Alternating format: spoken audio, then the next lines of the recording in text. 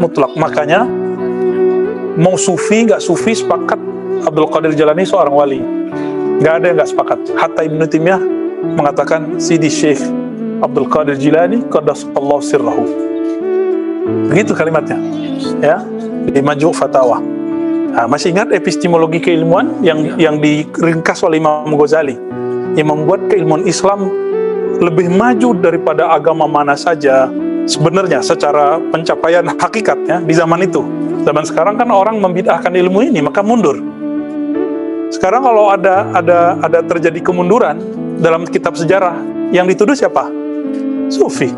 Padahal dari dulu yang menemukan ABCD Sufi, yang berjuang. Jadi kalau ada terjadi penjajahan, yang tidak Sufi. Padahal yang dulu jadi panglima, yang dulu berjuang memerdekakan semua negeri Islam di seantero dunia, itu semuanya Sufi, bertarekat. Nggak ada yang nggak. Antum coba aja baca. Dan yang paling lucu, pejuang-pejuang khilafah hari ini membenci tarekat Sufi. Padahal tokoh khilafah yang dia puja-puja, Muhammad Al-Fatih, itu seorang murid tarekat Sufi. Salahuddin Al-Ayyubi yang mereka elu-elukan membebaskan Al-Quds, itu penganut tarekat Qadiriyah. Ya, langsung ketemu Syekh Abdul Qadir Jilani. Cuma dia nggak intens ya.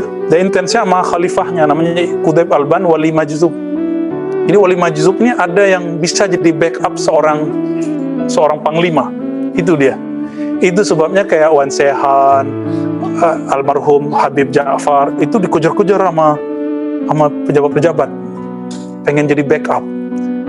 Jadi kurang adab juga nih pejabat-pejabat ini. Dia dekat sama wali, mau backup urusan duniawi dia. Ya kan? Kalau dia pejabat yang bertakwa kepada Allah, dia mendekat ke wali supaya dia selamat di dunia dan selamat di akhirat. Itu yang benar. Maka hati-hati antum. Ini para pengusaha itu akan datang ke wali, datang ke ulama. Para pejabat datang ke ulama. Untuk apa? Liqada'i hawaijihim dunyawiyah. Hanya untuk menunaikan hajat duniawinya. Kalau yang tadi saya lihat, saya percaya. Kalau saya nggak lihat, saya nggak percaya. Itu yang pertama. Ya, makanya ada orang-orang mulhid, ateis, itu nggak percaya ada Allah. Kenapa? Nggak kelihatan kok, gitu. Jadi sebenarnya orang ateis itu ajhalun nas wa ahmaquhum. Orang paling bodoh di dunia itu, dunia akhirat loh ya, itu ateis. Loh kenapa? Loh mereka orang barat, gak ada urusan mau barat, mau beret. Karena dia nggak pakai akalnya. Jadi orang ateis itu, dia menjadikan pandangan fisiknya seperti akal. Itu. Yang pakai akal siapa? Filosof. Ra'isul falasifah siapa? Sokrates, Platon, sama Aristo lah jami'. Jadi kalau boleh disebut kutubnya para filosof itu Aristo. Tapi itu bukan wali lah ya. Kutub ya berarti pakarnya. Itu siapa? Aristo. Fenomenal. Ibnu Sina itu kan pengikut Aristo. Ibnu Rus pengikut Aristo. Jadi kalau ada orang mengkritisi Imam ahli hadis, Ibnu Rus nggak marah. Tapi kalau mengkritisi Aristo, ngamuk-ngamuk.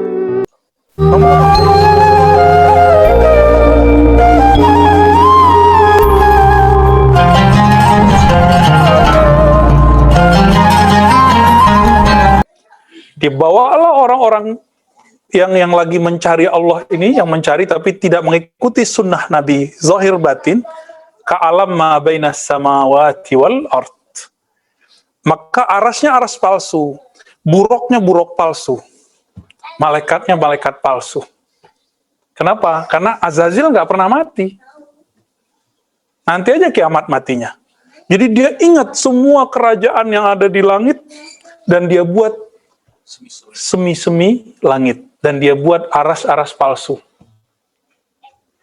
Nah, hati-hati teman-teman. Jadi kalau ada orang ngomong saya ngeliat aras, belum tentu dia ngeliat aras. Siapa tahu aras ma bainas samawati wal ard. Ada orang ngaku saya bisa bawa Anda pakai buruk. Ente siapa bawa-bawa pakai buruk? Ya, buruk minal jannah atau min ma bainas samawati wal ard, dari sorga atau antara langit dan bumi. Itu mirip-mirip loh, hati-hati. Ya, maka jangan kejar pengalaman-pengalaman rohani yang seperti ini dalam belajar zikir, belajar tarekat. Ya, hati-hati teman-teman. Ya. Jadi kerajaan ini nih, ini yang sekarang banyak dan mereka itulah yang ngomong sekarang di YouTube, saya dapat kalam ini, saya dapat ilham ini, itu dari sana semua. Ya, ngaku Imam Mahdi, itu udah berani tuh. Udah mulai. Dan benerlah kata Nabi, nanti setelahku, kan lah Nabi abadi, nggak ada Nabi setelahku. Nanti setelahku akan muncul salasuna dajjalun. 30 dajjal besar. Sebelum dajjal super besar.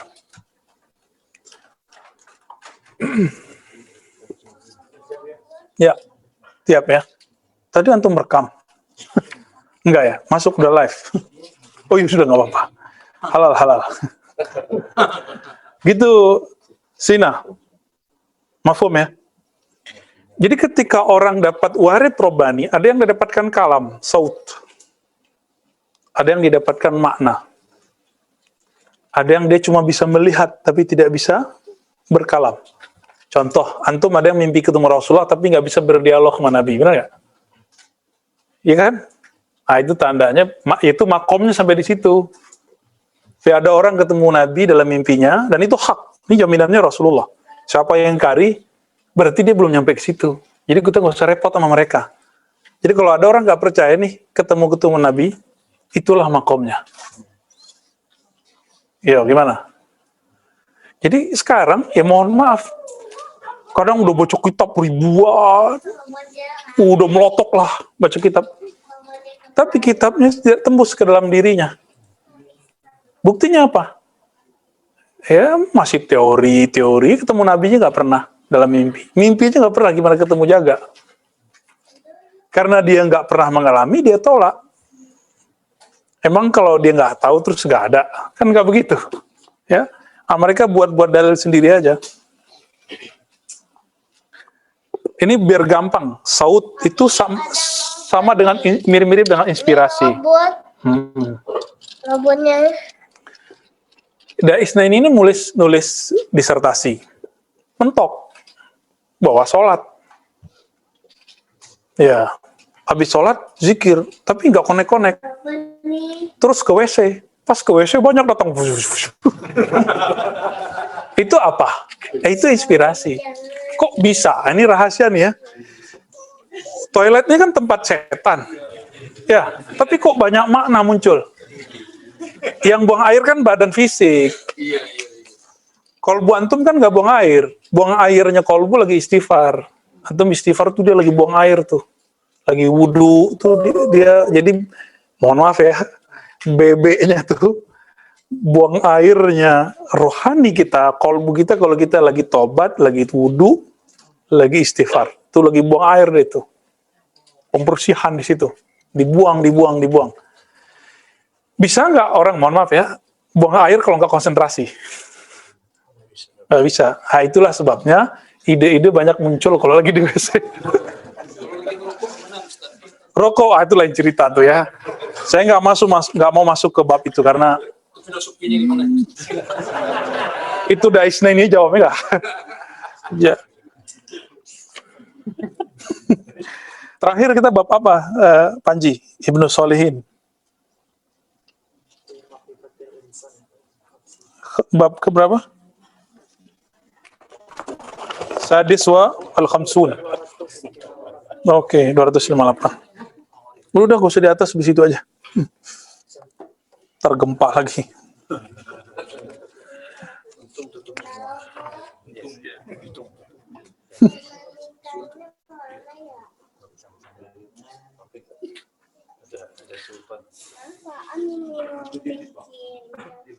Oke, mari kita kirim Al-Fatihah kepada ruhaniyah Al-Imam Surawardi Abu Hafaz Umar bin Muhammad bin Abdullah Al-Fatihah. Bismillahirrahmanirrahim.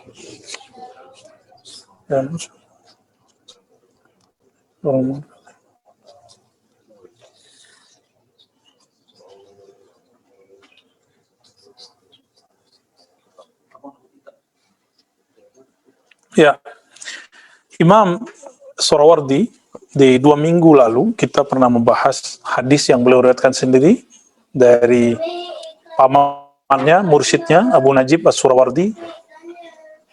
Kalau versi beberapa ulama, pendiri Thariqat Surawardiyah itu pamannya Abu Najib As-Surawardi. Tapi kalau versi saya bukan. Dia ini Abu Umar Ars. Dua-duanya pernah bermajlis dengan Sultanul Aulia Sidi Syekh Abdul Qadir Al-Jilani. Ya. Oke. Baik. Karena mereka pernah bermajlis dengan Ghaus.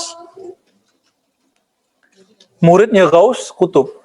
Maka beliau itu kutub. Murid langsung ya, yang langsung suhbah dengan beliau. Jadi Sultanul Aulia itu beda dengan Sultanul Aulia yang antum sebut istilah-istilah sekarang kan. Fulan Sultanul Aulia, Sultanul Qulub itu beda. Sultanul Aulia beliau mutlak.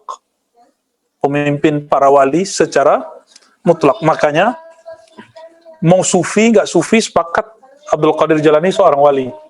Nggak ada yang nggak sepakat. Hatta Ibnu Taimiyah mengatakan Sidi Syekh Abdul Qadir Jilani qaddasallahu sirrahu. Begitu kalimatnya. Ya, di Majmu' Fatawa. Ya, udah baca sini ya? Nah, itu dalam itu ada kayaknya itu. Buya Asfi sampai di fotokopi kan tentang bab tasawuf dan suluk dari kitab Majmu' Fatawa karena unik. Benar ya Buya ya? Baik.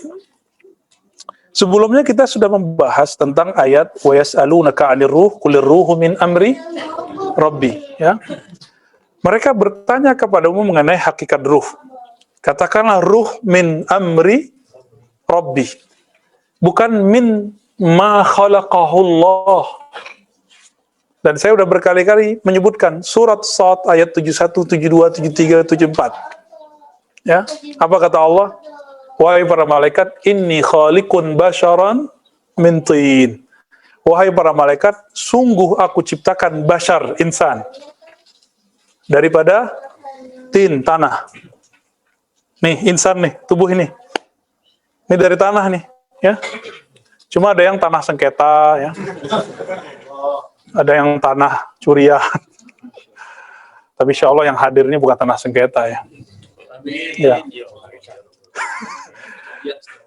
Iya, tanah liat. Tapi kan jadi semua jenis tanah di muka bumi diambil sedikit-sedikit lalu dijadikan bahan untuk penciptaan Nabi Allah Adam.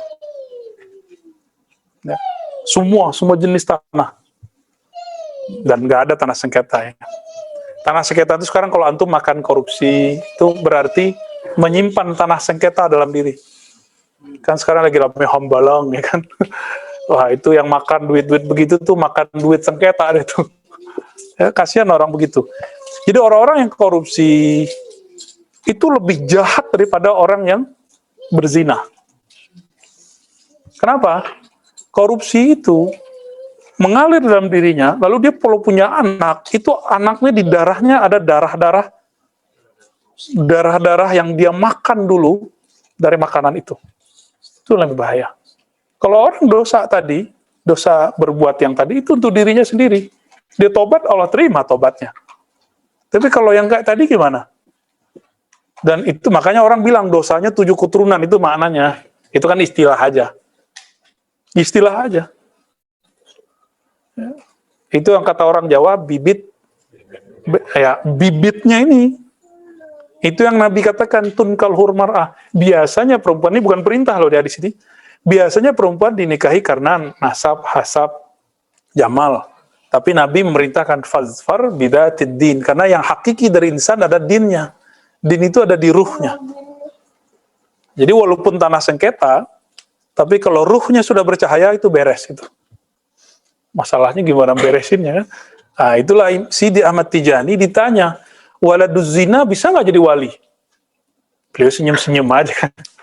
Kalau ketemu sama Al-Qutub Al-Ghaus, ya dipandang beliau aja beres.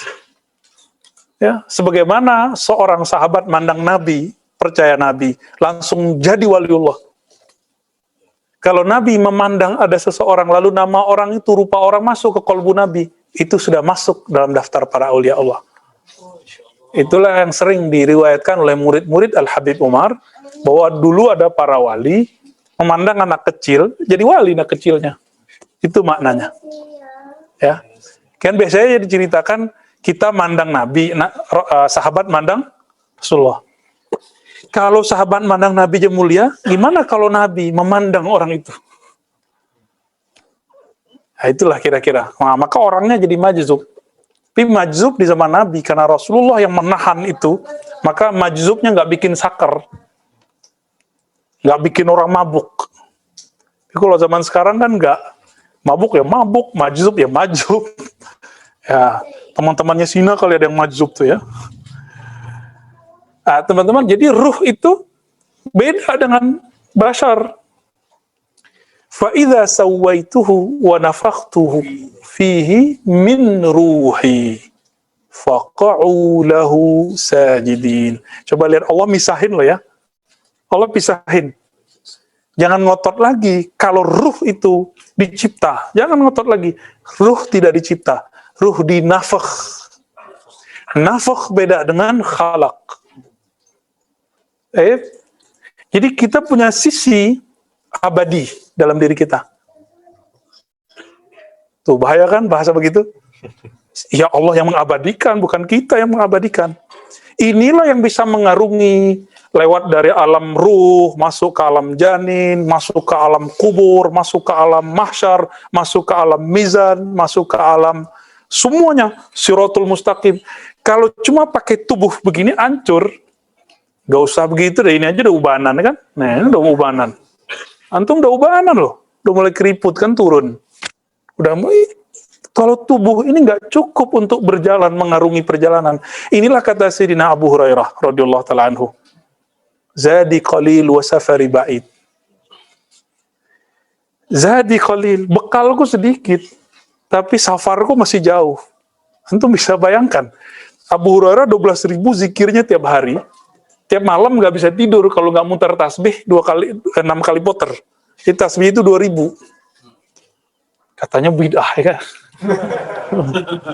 Ya kalau zikirnya 33 100 masih bisa begini. Kalau zikirnya Abu Hurairah 12.000, gimana mau pakai jari? Udah 100 bingung ini berapa ratus.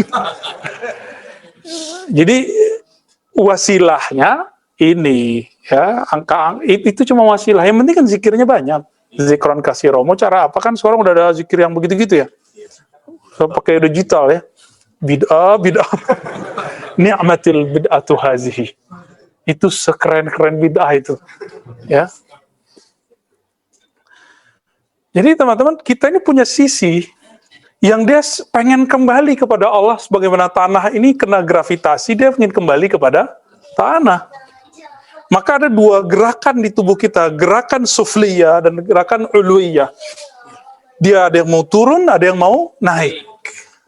Selalu begitu. Selalu begitu. Nah, inilah maksud dari beliau Ma'rifatul Insan di bab 52 wa mukasyafat as-sufiyah, dan kasyaf-kasyafnya para sufi. Nah, ini ditopang oleh kitab yang tadi. Bahwa kasyaf itu ya sangat makul, sangat masuk akal, ya. Ammal mutamassikuna bisyara'i'il ladzina takallamu fir ruh. Mustamsikun, ya. Adapun orang-orang yang berpegang dalam syariat, alladzina takallamu fir ruh, yang berbicara tentang ruh. Faqum minhum. Jadi beliau kan bilang 2 minggu lalu bahwa persoalan ruh itu sa'bul maram, itu ribet gitu. Jadi selevel Ibnu Arabi, Abu Umar Surawardi ngaku bahwa ini rumit ini persoalan ruh itu. Ya, itu tujuan yang susah dicapai. Maka ketika ada ulama mencoba berbicara, mereka ada yang beberapa metode. Metode pertama, bitariqil istidlali wan nazar. Ini paragraf yang keberapa ini? Halaman 259, paragraf kedua. Ya, kalau cetakan Darul Kutub. Mungkin, itu beda cetakan tuh. Jilid 2 ya? Jilid 2, Ustaz. Oke, jilid 2 itu. Pas, sama. Ada yang menggunakan metode istidlal. Itulah ada isnaini kan. Dan itu keren loh ya, metode istidlal. Jadi hampir sekali dua hari itu nanya, di kitab mana Tat? Di kitab mana Buya? Ya, saya girang juga kan. Masa muridnya semuanya ahli zauq? Harus ada juga yang ahli istidlal. Nanti kan tinggal bagi-bagi kunci. Yang ahli zauq cerita, yang ahli istidlal cerita. Beruntung kalau bisa gabung dua-duanya, kamil namanya. Ya. Wa qaumun minhum bilisani dzauq wal wajdi la bi isti'malil fikr. Nah, ada lagi kaum yang pakai zauq. Nah, masih ingat epistemologi keilmuan yang diringkas oleh Imam Ghazali yang membuat keilmuan Islam lebih maju daripada agama mana saja sebenarnya secara pencapaian hakikatnya di zaman itu. Zaman sekarang kan orang membid'ahkan ilmu ini, maka mundur. Sekarang kalau ada terjadi kemunduran dalam kitab sejarah, yang dituduh siapa? Sufi. Padahal dari dulu yang menemukan ABCD Sufi. Yang berjuang. Jadi kalau ada terjadi penjajahan, yang tidak Sufi. Padahal yang dulu jadi panglima, yang dulu berjuang memerdekakan semua negeri Islam di santero dunia, itu semuanya Sufi, bertarekat. Nggak ada yang nggak. Antum coba aja baca. Dan yang paling lucu, pejuang-pejuang khilafah hari ini membenci tarekat Sufi. Padahal tokoh khilafah yang dia puja-puja, Muhammad Al-Fatih, itu seorang murid tarekat Sufi. Salahuddin Al-Ayyubi yang mereka elu-elukan, membebaskan Al-Quds, itu penganut tarekat Qadiriyah. Ya, langsung ketemu Syekh Abdul Qadir Jilani. Cuman dia nggak intens ya. Dia intensnya sama khalifahnya, namanya Qutb Alban Wali Majzub. Jadi Wali Majzub ini ada yang bisa jadi backup seorang panglima. Itu dia. Itu sebabnya kayak Wan Sehan, almarhum Habib Ja'far, itu dikejar-kejar sama pejabat-pejabat. Pengen jadi backup. Jadi kurang adab juga nih pejabat-pejabat ini. Dia dekat sama wali, mau backup urusan duniawi dia. Ya kan? Kalau dia pejabat yang bertakwa kepada Allah, dia mendekat ke wali supaya dia selamat di dunia dan selamat di akhirat. Itu yang benar. Maka hati-hati antum. Ini para pengusaha itu akan datang ke wali, datang ke ulama. Para pejabat datang ke ulama. Untuk apa? Liqada'i hawaijihim dunyawiyah. Hanya untuk menunaikan hajat duniawinya. Biar biasanya datang ke guru saya itu ya. Pak Kiai, Beb, Ustadz, doa dong biar pangkat saya naik. Gitu. Kasih wirid dong, Beb. Mahar berapa deh saya ini? Nanti biar saya jadi ini, gitu. Itu minta backup. Saya kira hanya fenomena baru. Ternyata Imam Sya'rani dalam Al-Matbuliyahnya dan As-Sunan Al-Kubra dan beberapa kitab-kitab yang lain cerita itu. Yang paling cemen apa? Memelet orang datang ke wali. Ya, nggak level lah ya. Ada yang metode pertama, hissi. Imam Ghazali ya. Empirik. Nah, ini yang orang-orang filsafat dahriyah. Itu sebenarnya musuh filosof. Musuhnya Aristo. Kelompok materialisme. Kedua, akliyah, rasio. Jadi, kalau yang tadi saya lihat, saya percaya. Kalau saya nggak lihat, saya nggak percaya. Itu yang pertama. Ya, makanya ada orang-orang mulhid, ateis, itu nggak percaya ada Allah. Kenapa? Nggak kelihatan kok, gitu. Jadi sebenarnya orang ateis itu ajhalun nas wa ahmaquhum. Orang paling bodoh di dunia itu, dunia akhirat loh ya, itu ateis. Loh kenapa? Loh mereka orang barat, gak ada urusan mau barat, mau beret. Karena dia nggak pakai akalnya. Jadi orang ateis itu, dia menjadikan pandangan fisiknya seperti akal. Itu. Yang pakai akal siapa? Filosof. Ra'isul falasifah siapa? Socrates, Platon, sama Aristo. Aristo lah jami'. Jadi kalau boleh disebut kutubnya para filosof, itu Aristo. Tapi itu bukan wali lah ya. Kutub, ya berarti pakarnya. Itu siapa? Aristo. Fenomenal. Ibnu Sina itu kan pengikut Aristo. Ibnu Rus pengikut Aristo. Jadi kalau ada orang mengkritisi imam ahli hadis, Ibnu Rus nggak marah. Tapi kalau ngkritis Aristo, ngamuk-ngamuk Ibnu Rus sebelum dia ketemu Ibnu Arabi. Ya, kan belakangan dia ketemu Ibnu Arabi, berubah ya. Lalu ini namanya apa? Ini namanya madarik akliyah. Jadi sumber akal. Saya berpikir, saya tahu. Nah, ini jadi simbol siapa? Ya, Descartes ya. Descartes, apa kata dia? Saya berpikir maka saya ada. Kata Ghazali, saya berpikir maka saya tahu. Saya tahu maka saya manusia. Sama. Itu juga. Maka Descartes dituduh oleh para peneliti dulu plagiasi. Ya sebenarnya enggak sih. Kebetulan sama aja. Orang kalau menggunakan akalnya akan menemukan hal yang sama. Ya, jadi itu bukan dia plagiat. Jangan sok-sokan dulu. Ya, oh orang Islam nih dulu diambil sama Descartes. Ya Descartes memang bisa bahasa Arab dia. Dia bisa bahasa Arab. Orang Perancis tuh biasa bahasa Arab. Ya orang Jerman tuh biasa bahasa Arab. Antum sholat pakai bahasa Arab, giliran baca Arab kabur. Ya kabur di mata bukan kabur kaki. Yang ketiga tajribah. Inilah ilmu kedokteran, ilmu eksak terapan. Semua ilmu eksak terapan di situ. Kayak lagi rame apa? Kustul Hindi. Ya. Kalau lagi rame nih berkat Ustadz Adi Hidayat. Ya. Dia kan eksperimen 6 bulan. Versi dia 100% bermanfaat. Itu hasil apa? Tajribah. Ya. Saya rasa dia menjaga keyakinannya ke hadis Nabi. Biasanya kalau dalam pengetahuan kan nggak ada yang 100%. Biasanya kurang dikit gitu. 90, berapa gitu ya, 95. Tapi Ustadz Adi yakin. Kenapa? Ilmu pengetahuannya itu digabung dengan keyakinan. Ya sempurnalah jadinya. Ya barakallahu lahu ya. Dan yang terakhir ketiga, keempat apa? Zauq. Bedanya apa? Zauq dan nomor 3 ini sama. Perbedaan di objeknya. Jika di nomor 3 percobaan itu adalah merasakan efek dari yang zahir.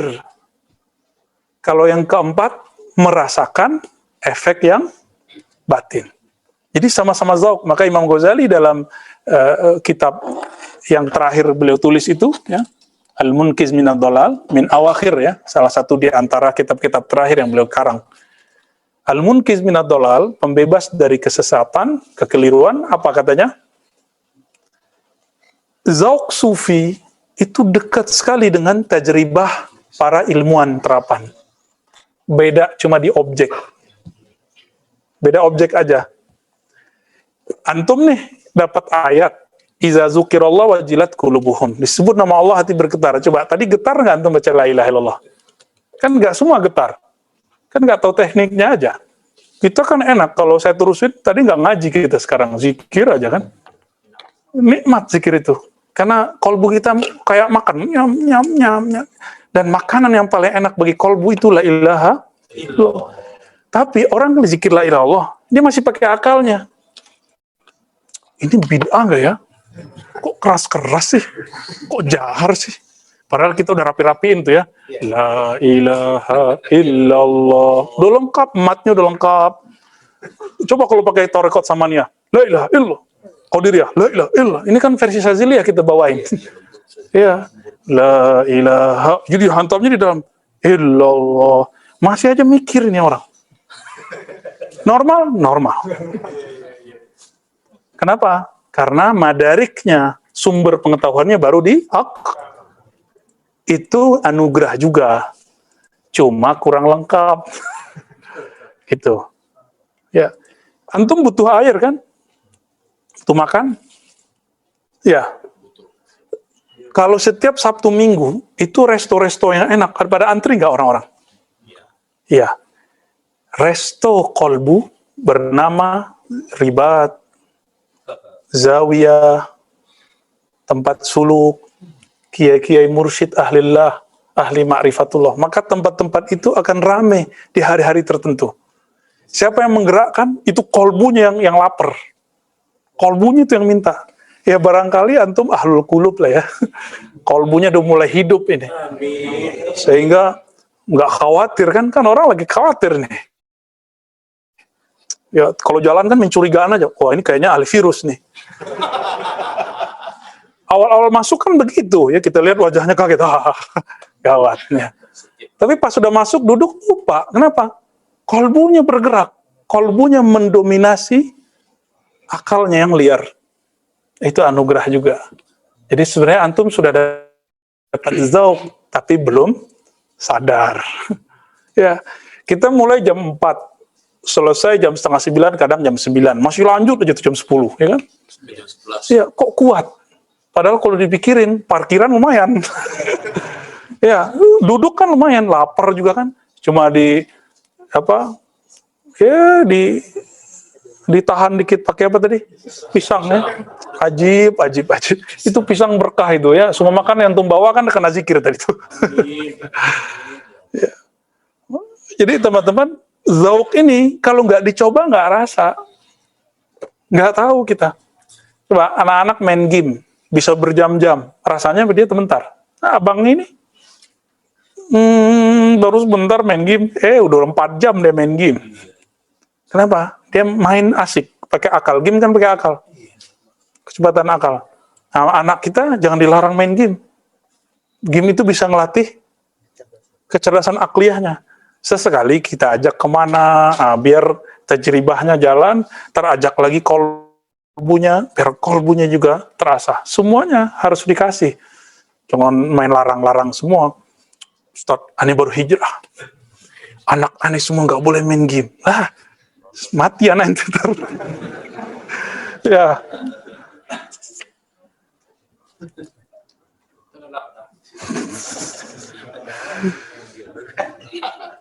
Wih, abun-abun masih suka main game coba. Iya. Ada yang suka main game. Enggak, kita juga boleh main game kok ya enggak? Banyak kawannya. Kalau antum ngaji sama Malamatiyah mungkin main kartu. Dulu game orang kan kartu. Catur, main biliar, siapa tahu. Main koa. Kayak orang sini mana tahu koa. Ya, domino apa tuh? Gaplek tuh. Kalau sekarang kan yang keren apa namanya? Jeep apa? PS. Mungkin nanti antum akan diuji. Masa wali main PS gitu kan? Itu malah mati ya tuh. Jadi kalau dia wali sufi, mainannya kitab. Oke? Kalau dia sufi, mainannya apa? Kitab. Kalau dia wali malamatiyah, dia main apa aja, kolbunya selalu koneksi dengan Allah. Jadi kita disindir oleh Imam Ghazali di kitab Ihya itu kan ada tentang babus sama, ya, tentang sema, seni sufi. Apa kata beliau? Jadi dinukilah salah satu kalam dari ulama. Siapa yang membedakan antara suara burung dengan suara anjing, suara musik dengan suara guguk, maka orang ini masih terhijab kepada Allah. Jadi ya mohon maaf, antum yang masih, ya kan lucu, mengharamkan musik, tapi instrumennya instrumen bunyi burung. Atau bunyi zu. Ya semuanya kan musik juga itu. Ya, betapa ya makhdu. Anda tertipu. Ya, kita dengar radionya. Pembatas acara A dengan acara B, itu instrumen-instrumen suara-suara burung, bunyi air. Loh sama aja, bunyi air alami. Terbangan duk-dak. Kalau bunyi gitar ya begitu. Kira-kira gimana? Bukan kita menghalalkan semua, enggak ya. Tapi ini kita lagi bicara hijab nih.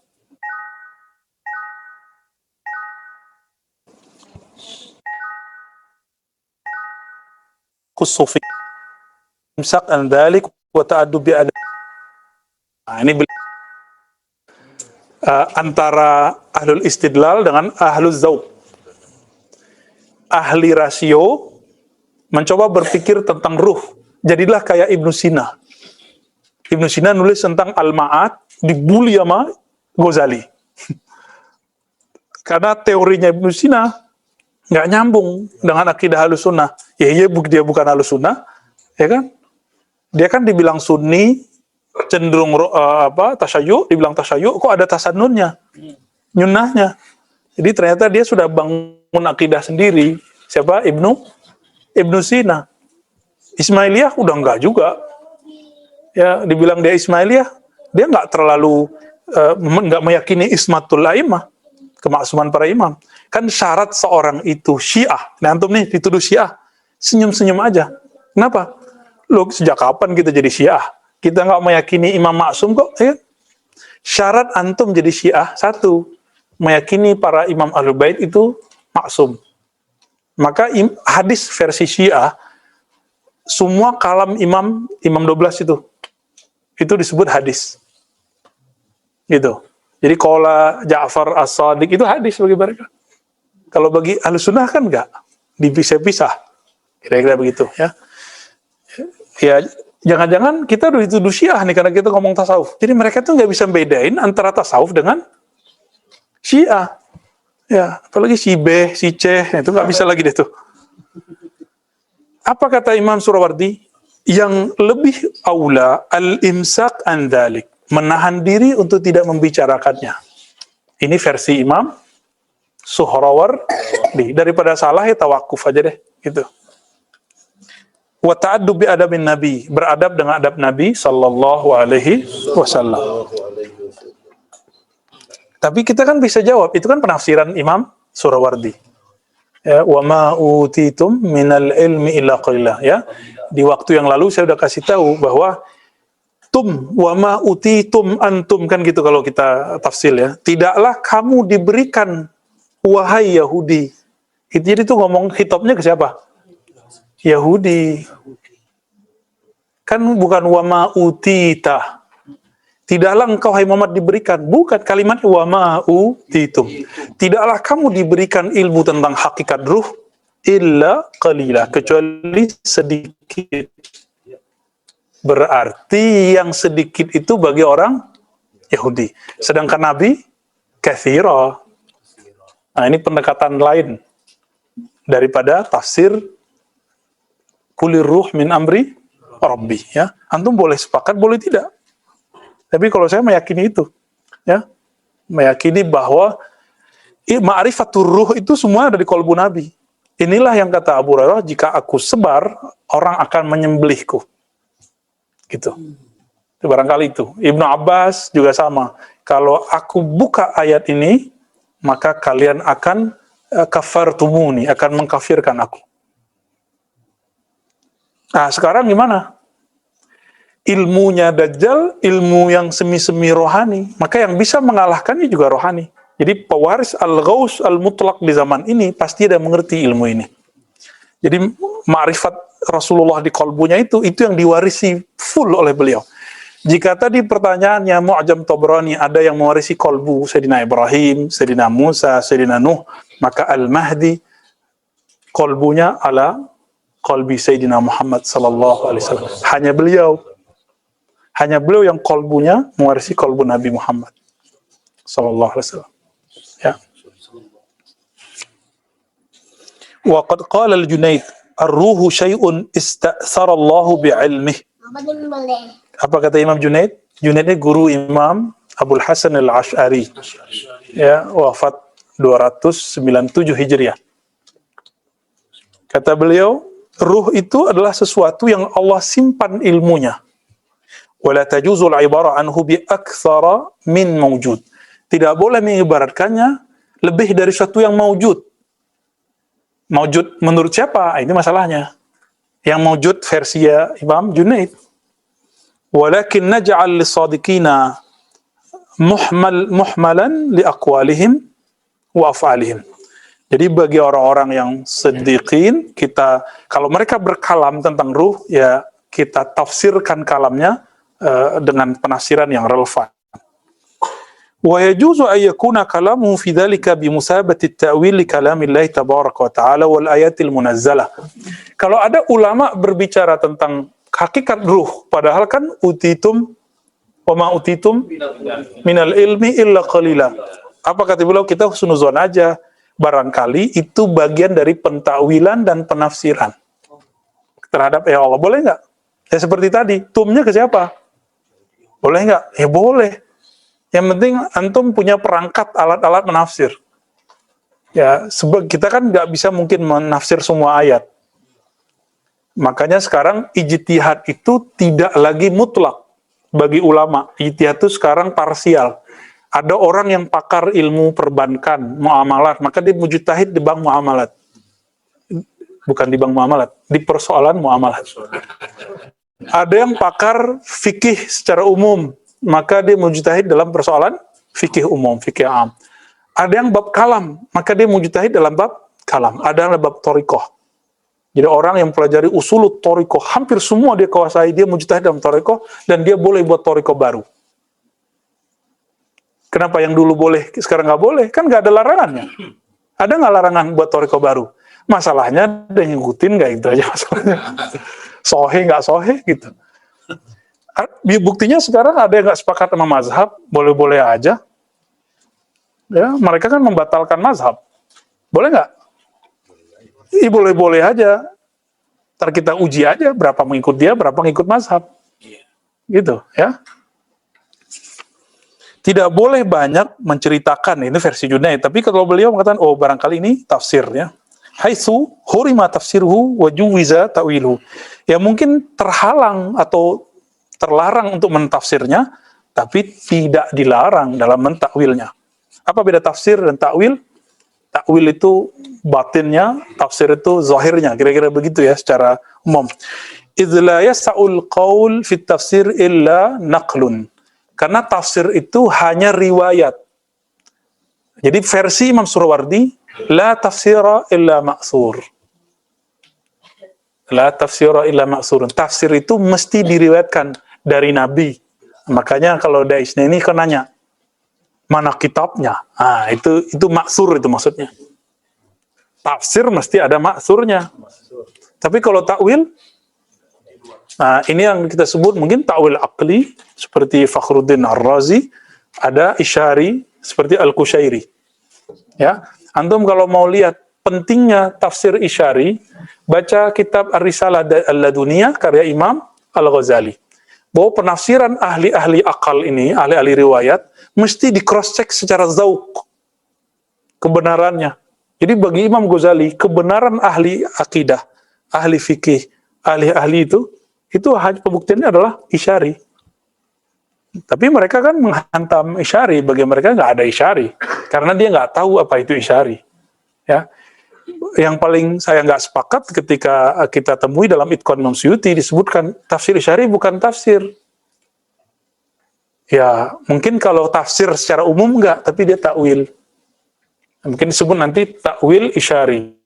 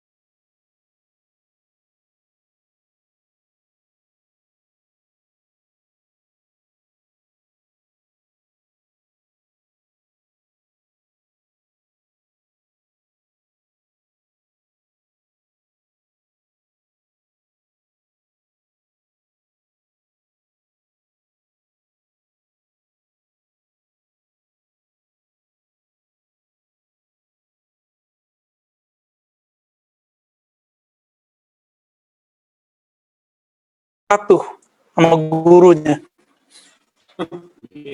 Kelebihannya di situ. Tapi kelemahannya ada juga. Kalau patuh ya terlalu polos. Jadi nggak ada kalam.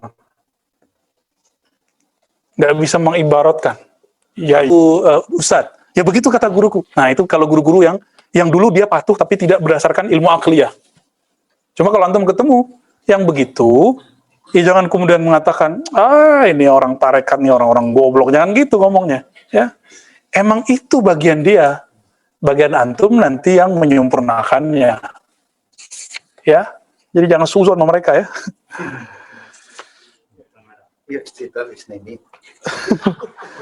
Amma ta'wil fatamtaddul uqula ilaihi bil ba'id tawil ya. Jadi takwil itu mesti ada perungan akal. Jadi ukul ini bukan satu akal. Ternyata dalam diri kita tidak hanya ada satu akal. Di filsafat, nih, saya nggak pakai itu ya, tapi saya jelasin aja. Ada namanya aklul fa'al, al-aklul fa'al, akal aktif. Ada akal mustafad, ada akal 1, 2, 3, sampai 10. Kita nggak pakai itu. Kita cukup pakai yang di dalam ilmu ini. Di dalam Al-Quran ada yang disebut ulul albab. Artinya apa? Orang yang berpikir, berakal. Berarti akal itu ada disebut lub. Ada lahum qulubul la ya'qiluna biha. Mereka punya kolbu yang tidak berakal dengannya. Berarti ada yang disebut sumber dari akal itu bernama kolbu. Jadi tadi lub, sekarang qalb. Sama-sama ba belakangnya. Apalagi kalau orang mati itu nggak ada loh di ruh. Antum cari kalau ada ayat tentang kematian ruh, coba datangin sini aja. Satu aja ayatnya, dalil. Nggak ada. Ya, kullu nafsin za'iqatul maut. Nggak ada kullu ruhin za'iqatul maut. Kalau ada, antum udah buat ayat baru. Gimana? Ustadz Ali Wafa? Nah, ini ada 2 Ali Wafa sini. Ahli hadis sama ahli Quran. Ya, hafiz hadis palsu sama hadis Quran. Jadi antum kalau nanya hadis palsu, tanya aja Ustaz Ali Wafa yang satu lagi. Kalau nanya Quran, nanya gini ya. Ya, kayak Ibnul Jauzi, kalau dihafal berarti itu hadis palsu. Waktu dia lagi jadi santri. Jadi orang nanya, jadi kalau baca hadis depan dia, oh saya tahu itu ada hadis palsu. Maka dia banting setir. Kalau Bukhari dikenal sebagai Al-Jami' As-Sahih, pengumpul hadis sahih, saya Al-Jami' Al-Mawdu'at. Jami'ul Mawdu'at ya. Pengumpul hadis palsu, kan kitab dia kan Al-Mawdu'at itu kitab pertama loh hadis palsu yang paling fenomenal. Sebelumnya ada tapi kecil-kecil atau nyempil-nyempil di kitab ulama. Mawdu'at. Saya udah ada terjemahannya barangkali ya. Udah ada terjemahannya belum? Saya nggak menyarankan itu dibaca orang awam. Karena kalau orang awam baca itu, nanti dia akan nyerang kiai-kiai. Karena kebetulan makna hadis palsu itu ada yang sahih. Karena Ibnul Jauzi ketika menulis kitab itu, dia belum mengkaji ulang lagi. Ketika dia kaji ulang, muncullah kitab berikut namanya Al-Ilal Al-Mutanahiyah. Maka dia keluarkan beberapa hadis palsu, di situ dia taruh sebagai hadis dhaif. Jadi dia merevisi. Jadi antum harus punya kitab yang kedua, Al-Ilal Al-Mutanahiyah. Mampus kita, kata Donald Trump. Ya. Semuanya udah ada PDF-nya ya. Udah ada PDF-nya, tinggal enak hidup sekarang. Jadi kita beruntung hari ini hidup. Coba kalau antum hidup zaman Ibnu Jauzi, nyari hadis harus pindah dulu dari Baghdad ke Kairo. Motor lagi ke Yaman, pakai onta. Kalau musim dingin, Masya Allah ya. Sekarang ya cukup kena hujan aja depan situ kan. Saya ngirain kalau hujan, tadi kan kita agak telat. Wah hujan nih. Ada yang ngaji nggak ya? Dalam hati jawab, kalau mereka ahli kolbu pasti datang gitu ngomongnya. Wih datang juga. Karena kalau nggak ada santapan kolbunya di dalam, pasti nggak datang. Wah hujan males. Nggak ada panggilannya. Ya, alhamdulillah. Jangan senang dulu.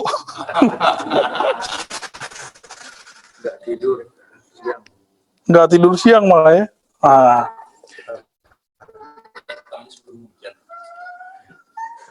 Apa kata beliau teman-teman? Ini berdua rame aja dia.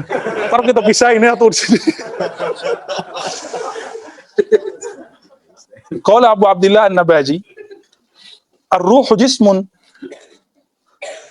yultafu 'anil hissi wa yukbaru 'anil lamsi wa la yu'abbaru anhu bi akthar min mawjud. Wa huwa in muni'a 'anil ibara faqad hukima bi annahu jismun fa ka'annahu ubira anhu. Nah ini dia main-main ini. Jadi di ujung dia bilang, ruh itu nggak bisa diibaratkan. Tapi dia berusaha mengibaratkan. Apa ibarat versi Imam Abu Abdullah An-Nabaji? Ini namanya benar nih. Di situ tahqiqnya Nabaji. Nayaji, Nayahi. Waduh, di kitab itu apa? Benar Nabaji. Sahih? Baik. Karena saya belum tahqiq nih siapa hadzal rajul, hadzal qail ya. Biasanya kita kalau ketemu nama orang nih ngerti langsung nih siapa ya. Ini ketemu nama yang kita belum cek nih siapa An-Nabaji. Ar-ruh itu jismun yultaf anil his.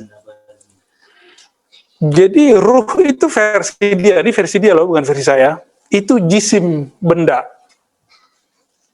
Yang dia tidak bisa dicapai oleh indera. Maka disebut yultafu anil his. Dia lebih halus sehingga nggak bisa dicapai oleh, ya benar nggak nih? Dia bilang ruh itu jisim. Nah, sekarang kita tanya, jadi teman-teman cara buat definisi itu wajib belajar mantik. Kalau nggak belajar mantik, antum pasti keliru mendefinisikan sesuatu. Kalau hukum Islam wajib belajar usul fikih. Kalau nggak haram menjadi mufti. Jadi antum masuk nih ke MUI, masuk komisi fatwa, coba khatamkan lagi kitab-kitab Al-Waraqat, ya. Kemudian Al-Imad, Al-Mu'tamad. Oh, itu kitab-kitab wajib, Al-Mankhul. Ya, semua kitab Al-Musasfa wajib baca itu. Kalau enggak keluar aja dari komisi fatwa. Karena mufti langkah kakinya satu langkah ke depan sudah nar. Ya. Jadi apa makna jism? Al-jismu ma yatakawwan min jawharaini fa aktsar. Jism itu yang terdiri dari dua jauhar, dua inti atom atau lebih.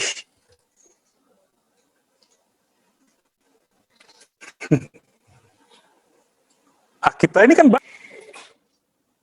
jism ada dua, ada yang halus, ada yang kasar. Lalu ada yang dibagi lagi jism namanya jauhar. Jauhar ini dibagi-bagi paling kecil.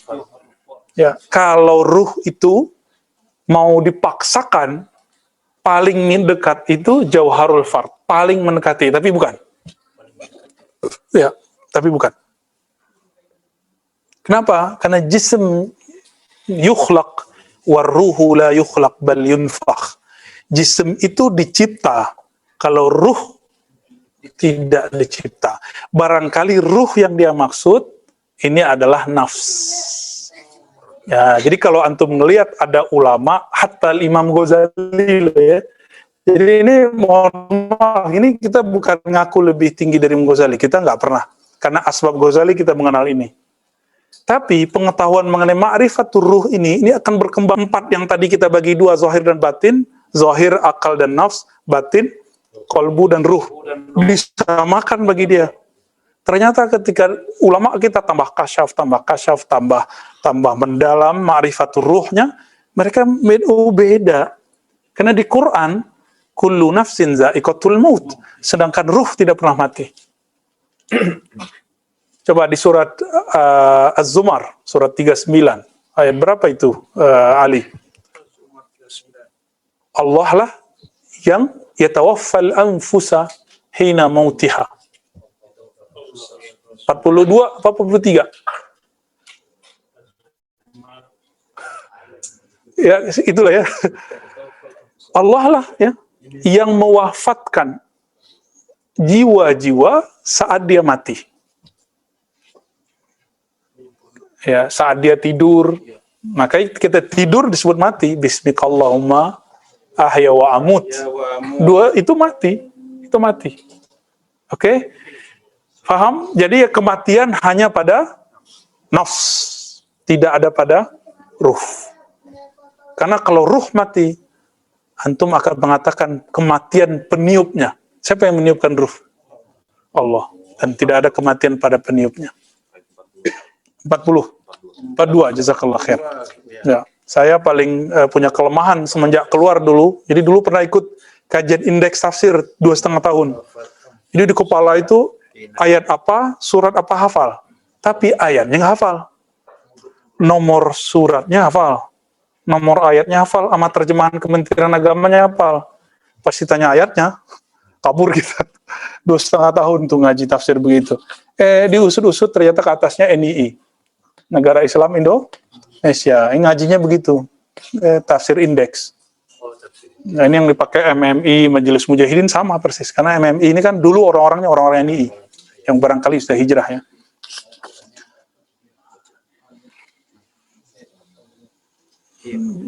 Kata Ibnu Athaillah, ini bukan Ibnu Athaillah sekandari, Ibnu Athaillah yang sebelumnya ya. Mazhabnya masih mengatakan ruh dicipta. Khalaqallahul arwah qabla al-ajsad. Bagi dia ruh itu dicipta sebelum jasad. Liqaulihi tabaraka wa ta'ala wa laqad khalaqnakum. Padahal ayat ini kumnya itu bashar. Inni khaliqun, coba cari surat tadi ayat 71, 72. Inni khaliqun basharam min tin. Fa idza sawaituhu wa nafakhtu fihi min ruhi faqa'u lahu sajidin. Aku sungguh ciptakan manusia, bashar. Nah, itu yang kum itu kamu daripada tin. Jadi, tapi oleh Ibnu Athaillah dia kum ini ruh plus jasad. Ya'nil arwah. Jadi bayangkan orang terdahulu bisa keliru loh mentafsir. Ya. Maka tafsir itu teman-teman tidak ada jaminan kebenarannya. Qurannya benar, tafsirnya bisa benar, bisa salah. Ini yang disebut shawab. Shawab apa beda dengan hak? Hak minallah, al-haqqu min rabbika. Hak dari? Kalau shawab dari kita. Shawab dari kita. Terjemahannya kebenaran juga bahasa Indonesianya. Tapi tolong ingat-ingat teman-teman, kelompok ekstrem hari ini ketika mentafsir Quran dianggap itu al-haq. Maka siapa saja yang menyalahi dia, yang berbeda dengannya, dianggap menyalahi Allah. Padahal al-haqnya selain Allah, itu al-haqnya nisbi, disebut shawab. Ya, orang kalau faham ini dia akan munsif, dia akan sadar bahwa tidak boleh mengarasa benar kita seperti benarnya Allah. Nah, itulah kesombongan mutlak. Maka orang yang merasa seperti ini, di dalam dirinya ada iblis.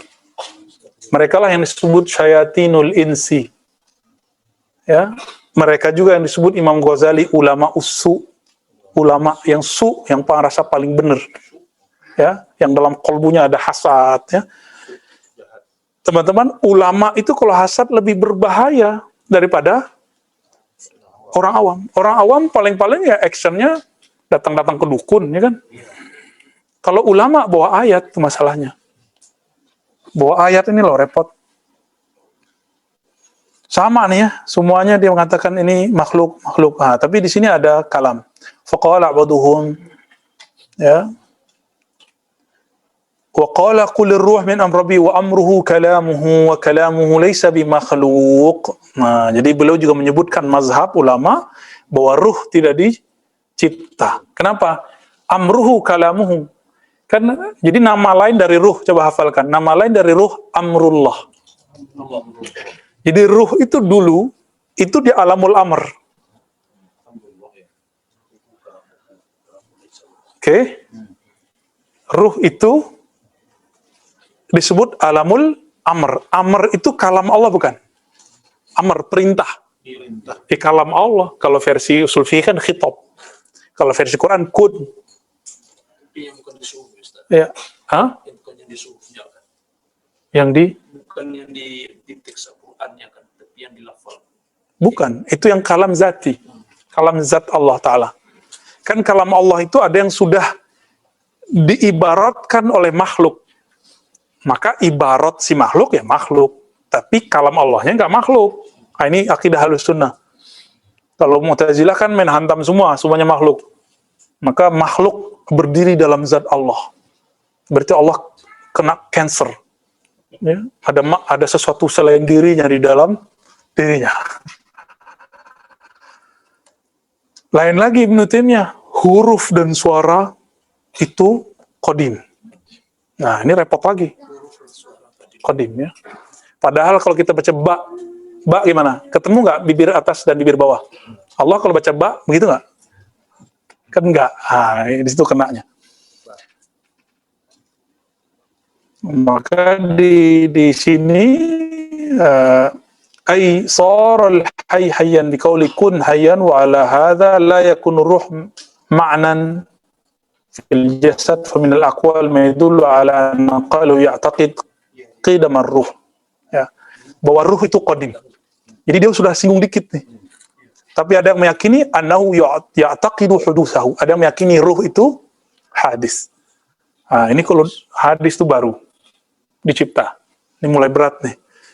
Jangan sampai kesalahan memahami ini membuat orang membenarkan perkataan di dalam diriku ada Allah. Itu bahaya. Ya. Saya mau tanya, ruh itu di dalam diri antum atau dia punya hubungan saja dengan badan ini? Kalau nggak tahu, bilang nggak tahu. Ya nggak tahu, ya sudah. Ini yang disebut kulir ruh min amri Rabbi, itu maknanya. Ya kalam saya kan ngikut kalamullah. Allah bilang, hubungan ruh kamu dengan diri kamu itu min amri, itu hubungan tiupan dengan sang peniup. Ya, apa hubungannya? Antum nggak ketemu kan sama yang meniup? Nggak kebayang kan? Karena kita tidak tahu hakikat zat dari yang meniup, maka kita tidak akan pernah tahu hakikat dari ruh. Nggak usah jauh-jauh deh. Udah pernah ngeliat jantungnya sendiri belum? Merem terus masuk ke dalam diri ngeliat jantungnya nggak? Nggak ada kan? Nggak ada. Berarti tubuh yang fisik pun kita nggak tahu semua.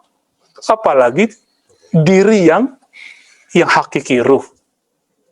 Itu maksudnya kulir ruhu min amri Rabbi. Kalau Allah kasih tahu di zaman sekarang, berarti antum wali. Ya, ini kata kunci. Man huwal wali? Man ruziqa bima'rifatir ruh. Itu definisi saya. Ya. Wallahu alam nih.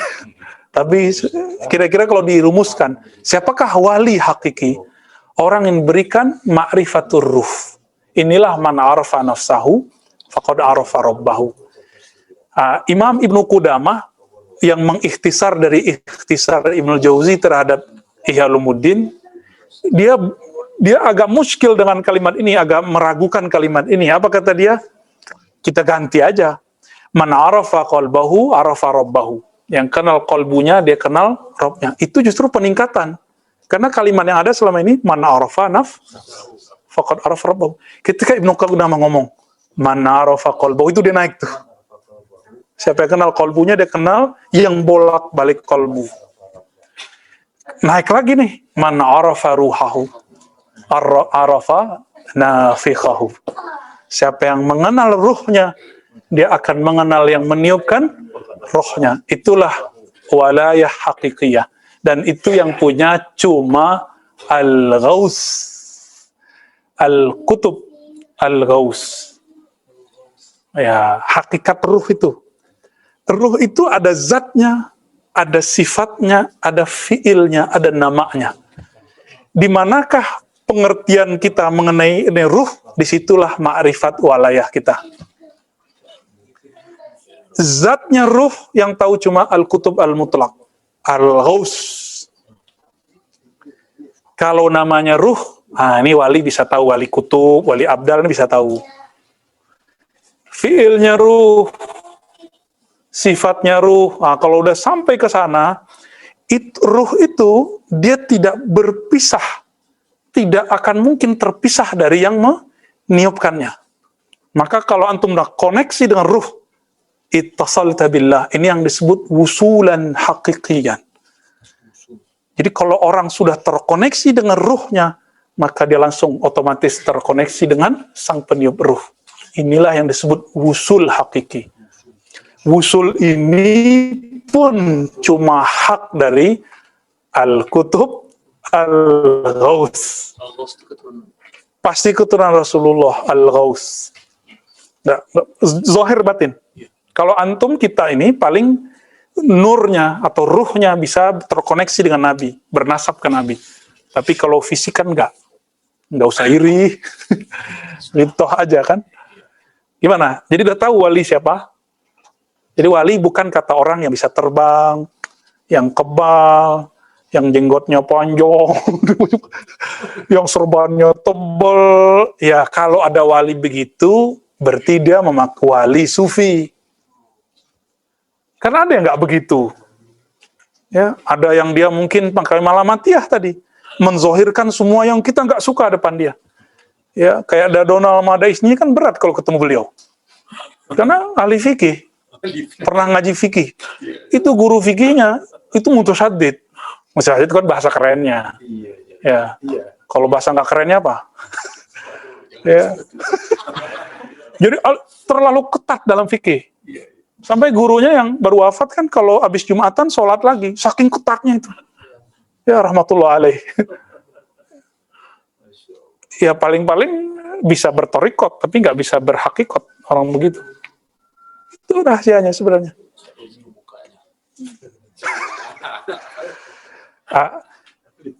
Kita punya amanah untuk ya nyolek-nyolek dikit lah. Ini kita colek-colek dikit. Biar antum di gerbang itu. Saya juga dihantarkan Allah, semoga di gerbang itu, amin ya. Jangan pasti-pastiin mulu antum nih wali, ya, senang-senang aja ya. Itu mudah-mudahan kita jadi wali Allah, itu doa kita. Oleh setan ya. Udah jam berapa ini Ibnu Solihin? Hah? Jam 8? Belum nih? Setengah 8, Pak. Setengah 8. Ya. Nah, ini belum cerita lagi nih mengenai di Quran ada Ruhul Kudus, ya kan? Iya. Ada Tanazzalul Malaikatu Warruh, itu apa? Iya. Ya. Belum lagi pindah-pindah begini. Belum lagi Nabi SAW nyander ke pohon, ke kayu, ya pelepah. Terus dibuatin mimbar sama orang yang berasal dari Rum. Pindah ke mimbar. Kedengeran oleh beliau dan semua sahabat. Si kayu tempat sandaran beliau nangis. Kayak Husain nangis. Gimana? Itu siapa itu? Nah, kita belum cerita kan? Bahwa ternyata di pelepah yang kita anggap sudah mati, di kayu yang kita anggap sudah mati, ini kan menurut kita benda mati. Iya. Coba antum ganti ini dengan sofa baru. Itu dia nangis ini. Iya. Walaupun ini udah mulai turun ya kan. Udah minta diganti deh ini. Dia nangis dia kalau diganti. Iya. Nabi ngomong, tanya. Dan itu kedengaran oleh sahabat. Kamu pilih bersamaku di sini atau di surga. Walaupun di sana ada ruh. Jadi di alam semesta itu kita bagi aja ya. Ada manusia, ada hewan, ada tumbuhan, ada benda mati, benda jamadat. Bukan benda mati, benda kaku. Oke, 4 aja. Kita belum masukin jin, belum masukin malaikat, kita belum masukin ruh yang ahli ruh. Insan, ada ruh di dalamnya. Hewan, ada ruh di dalamnya. Iya. Nama ruhnya ruhul hayawan. Ruhul hayat. Ruh kehidupan. Oke.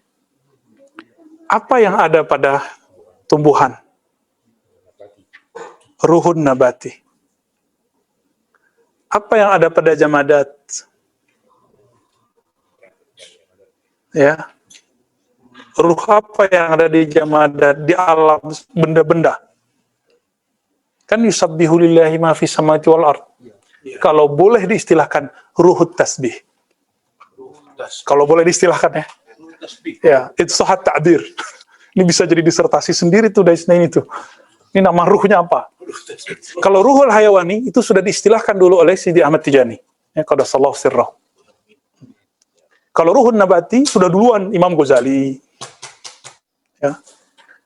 Ruhul Hawani juga pernah disebut oleh Imam Ghazali. Jadi Imam Tijani ikut ke sana. Tapi beliau punya istilah satu yang ajib, yang diambil dari ilmu Jabarut. Apa yang membedakan kita dengan binatang? Di dalam ini ada ruh. Jadi ruh ini berlapis. Ada ruhul hayawan, ruh hidup, ruhul hayat. Ada ruh namanya ruhul kudus.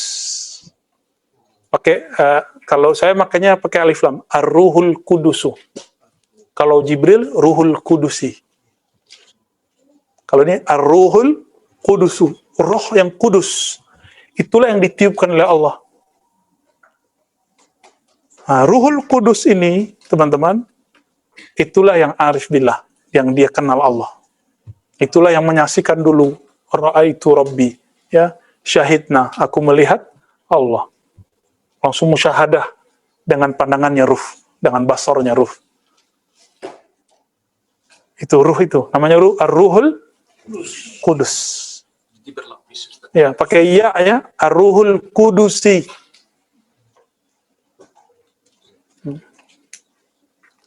Bahasa lainnya amrullah. Bahasa lainnya ar-ruhul ilmi. Wa ma utitum minal ilmi illa qalila. Ini istilah-istilah aja. Istilah kan boleh macam-macam. Barangnya sama. Kalau ruh al-kudusi ini tidak antum kenal semasa di dunia, lahum qulubun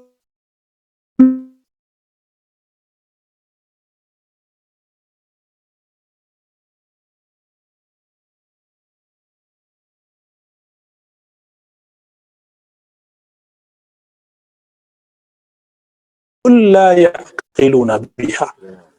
Maka mereka punya kolbu tapi tidak dipak. Jadi binatang itu kenapa nggak boleh kita tabrak walaupun si guguk anjing?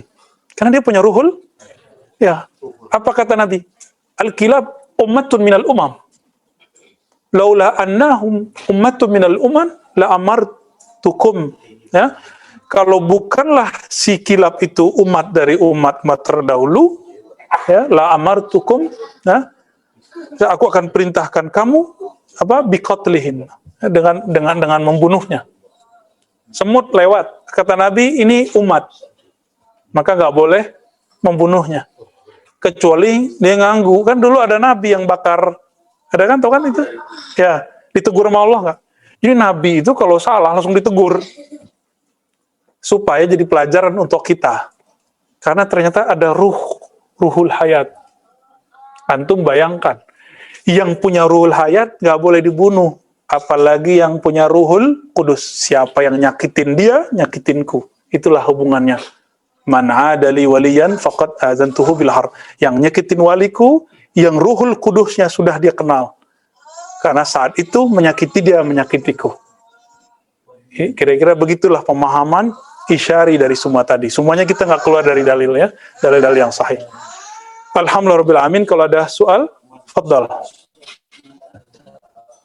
Assalamualaikum Buya. Assalamualaikum. Apakah ruh itu mempunyai bentuk dalam tubuh? Pernah dengar dari seorang ustaz, beliau menukil dari kitab Ihya, katanya letaknya di jantung dan berwarna agak gelap. Apakah benar? Mungkin salah nukil kali ya. Jadi ini pertanyaannya, ruh itu ada bentuk nggak? Justru Imam Ghazali mengatakan ruh itu nggak ada bentuknya dan nggak diketahui hakikat hubungannya antara ruh dengan badan. Itu kalam Ghazali. Gitu. Jadi ruh itu posisinya di jantung, bukan. Si jantung itu punya koneksi terdekat dengan ruh, iya. Yang pasti di jantung itu ada ruhul hayat, maka jantung bisa berdenyut. Nah, ini penjelasan mati suri. Orang mati suri itu ruhul hayatnya belum dikembalikan, tapi ruhul kudusnya masih ada. Gitu ya. Ya, ada orang mati suri, dia ruhul hayatnya belum dipisahin. Jadi kematian itu dalam bab ruhi, itu hanya perpisahan roh dengan badan. Gini, kalau temannya asik, mau pisah nggak? Enggak. Sakit-sakitan, tubuhnya udah rusak, tinggal aja deh gitu. Ya, kira-kira begitu. Apalagi ruhnya sudah dikasih tahu, kamu nanti bakal begini setelah ini. Ruhnya pengen cepat meninggal itu. Ya, kira-kira begitu. Karena ruhnya mengenal dirinya. Begitu dulu deh. Ya, lanjut. Digantung-gantung dulu ya. Assalamualaikum Buya. Assalamualaikum. Dari Imam Menandar. Pertanyaannya dua. Apakah seorang wali dapat menembus 70.000 hijab dengan Allah SWT. Masya Allah. Pertanyaan berat ini ya. Apakah wali bisa menembus 70 hijab? Itu kan ada hadis, tapi hadisnya dhaif ya. Tapi maknanya sahih. Inna lillahi sab'ina alfa hijabin. Ya, gitu hadisnya ya. Sina, benar? Dhaif kan? Benar, pakal hadis dhaif mana nih? Orang daerah sunnah. Nih, satu daerah sunnah. Sahih. Benar, Ali? Sahih. Sahih apa dhaif? Ada sab'ina, ada isyrina sih. Ada isyrina. Tapi semuanya Semuanya dhaif. Tuh kan? Dhaif nih. Secara ilmu hissi. Secara ilmu riwayat hadis. Tapi dicek oleh ahli Zauq, benar 70.000. Tapi 70.000 itu zulmatan wa nuran. Di zulmah ada 70.000, di nur ada 70.000. Jadi zulmah itu hijab, nur itu hijab. Antum punya ilmu itu hijab. Makanya banyak orang punya ilmu, ilmunya membuat dia takut untuk menempuh ilmu yang berikut. Wah, takut gila gitu. Coba ada yang gila nggak selama ngaji dari sini? Dulu tambah girang ya, tambah penasaran. Kok kitabnya gini-gini aja, pas dijelasin kok beda? Kok nggak ada tanggapan gilanya? Ya, justru pengen. malah pengen gitu. Kalaupun gila, gilanya disebut saker. Gilanya gila cinta. Ya Allah. Ketika orang asik ngapain, antum asik ngapain, itu udah gila namanya. Kan gila itu majnun, junna alaih, tertutup dari dia sesuatu, lalu dia melakukan sesuatu yang menurut orang kebanyakan aneh. Kan antum lagi jadi majnun semua ini.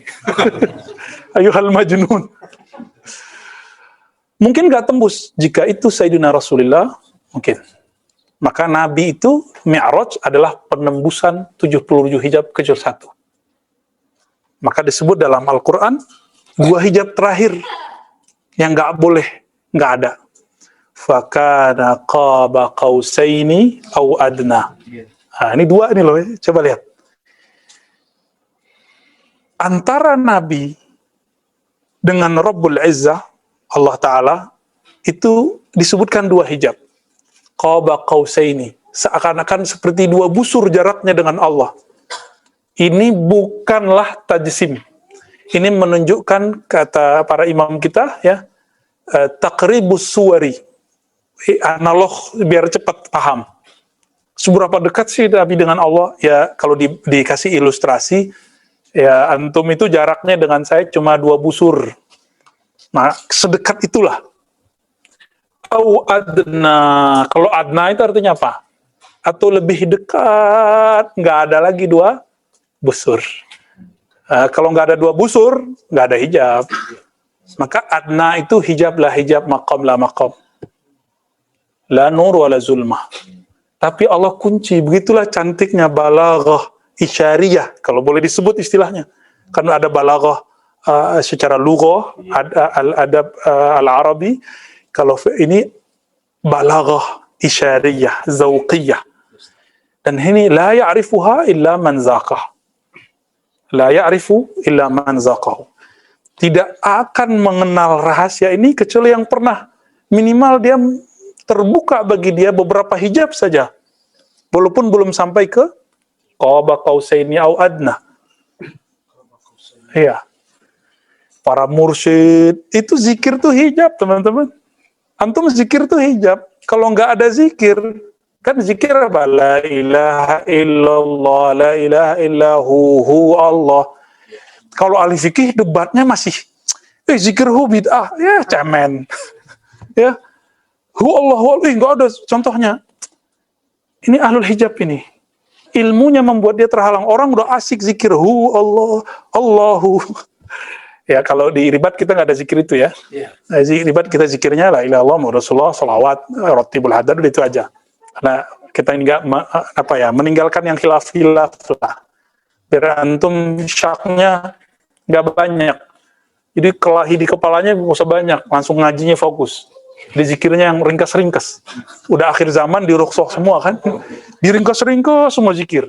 Seharusnya kan pakai Hizbul Bar. Hizbul Bar 1 jam baru kelar. Ya, kalau Torikoh saya kan begitu, pakai Hizbul Bar kita. Ya, terus kalau kita pakai itu kan Hajili. Kalau pakai Naqsyabandi, kita ada namanya Khatam Khojakan. Al-Ikhlas 1001. Pingsan antum semua. Itu versi saya. Kalau saya bacanya kan pelan-pelan. Ya, kalau antum ngomong coba ahad. Ya. Iya. Kalau gitu bacanya pelan-pelan ya, pingsan semua orang. Kabur orang ya. Tujuan membaca itu kan biar dapat marifat. Nah, sekarang marifatnya dikasih dulu, harapannya nanti antum kalau beramal mau gitu. Ya. Jadi semua orang hari ini itu lagi bergelimang dengan itu, termasuk saya dan antum semua. Hijab itu. Hijab itu sendiri sebenarnya adalah anugerah. Mau zulmah ataupun nur. Nah, ini rahasia nih ya. Makanya Allah mengatakan kalau orang nggak merasa berdosa, Allah akan datangkan kaum yang merasa berdosa. Merasa loh ya. Jadi dosa itu rasa. Lalu mereka minta ampun kepada Allah, aku ampuni. Karena banyak orang yang merasa tidak berdosa, lalu dia menyalahkan orang lain.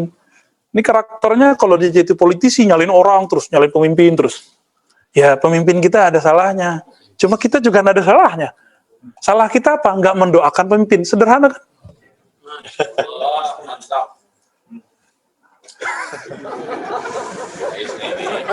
Iya, lagi sakar dia. Ada hijab nur, hijab ketaatan, kebaikan, keilmuan. Itu hijab semua teman-teman. Maka kedekatannya, jika orang taat itu dengan syukur, insaf. Jika zulmah itu, maksiat itu dengan taubat. Sama dekatnya pada Allah. Jadi jangan GR dulu, udah zikir 70.000.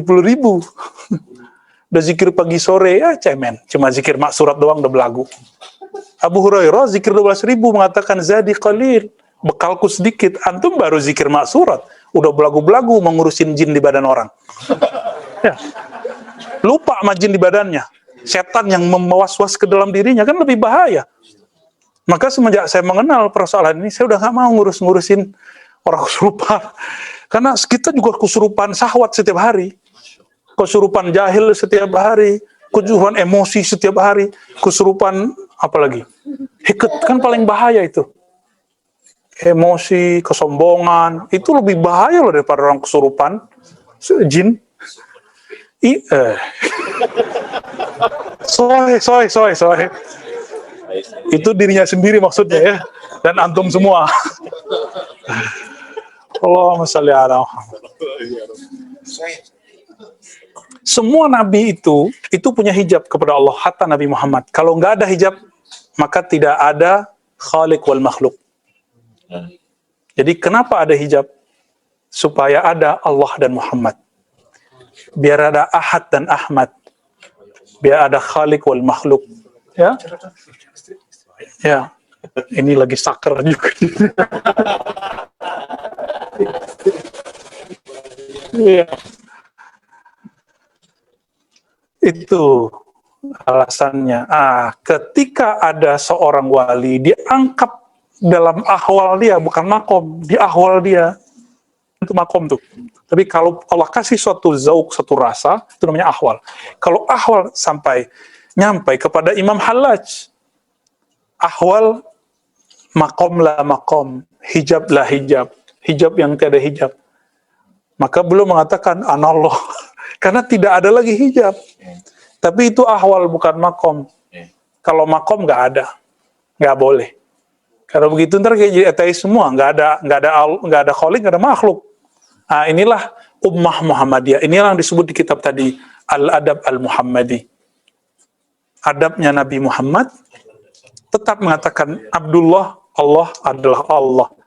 Ar-Rabbu wal abdu abdu. Inilah kalam dari Imam Ibn Arabi yang selalu dituduh mengatakan wahdatul wujud. Padahal beliau mengatakan Rabb, abad. Tuhan, pencipta, hamba. Dan itu tidak mungkin ada persatuan. Ya, nggak ada persatuan. Yang ada cuma Allah kalau mau dirunut-runut. Iya. Cuma Al-Halaj kan vulgar. Diriwayatkan di beberapa kalam. Allah itu berjasad dalam bentuk orang yang makan dan minum. Begitu kata satu riwayat dalam versi Halaj. Itu kan sakar, dia lagi mabuk. Nah, ini nggak boleh. Dia melanggar adab Al-Muhammadi. Makanya Imam Junaid ini kan secara ma'rifat dia hakim. Maka Imam Junaid mengkalamkan, tidak ada yang akan menghentikan wahai halat illa dam, kecuali tumpah darah, digantung. Itu maharnya. Jadi jangan coba-coba kayak halat, kayak Siti Jenar. Antum melanggar hak al-Muhammadi. Di sisi Allah itu benar. Tapi kan Rasulullah, Allah punya kekasih. Ya kan? Main langsung-langsung aja ke Allah. Kira-kira begitu. Ya.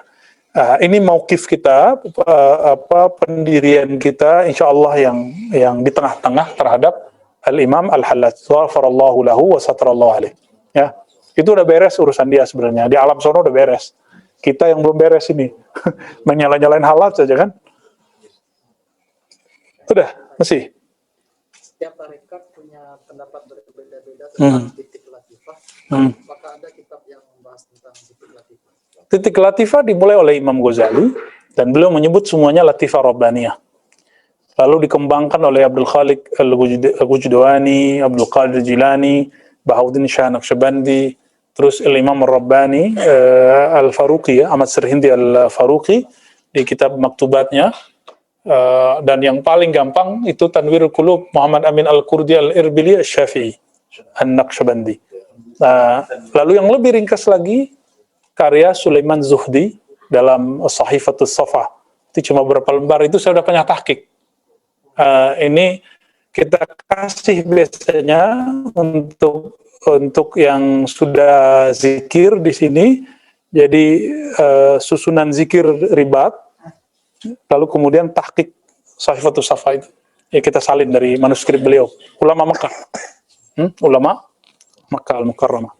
Nah, itu semuanya ada di situ ya. Jadi perbedaan itu, misalnya Imam Muhammad Amin Al-Qurdi, ya titiknya jelas seperti yang dipahami kita, titik latifah.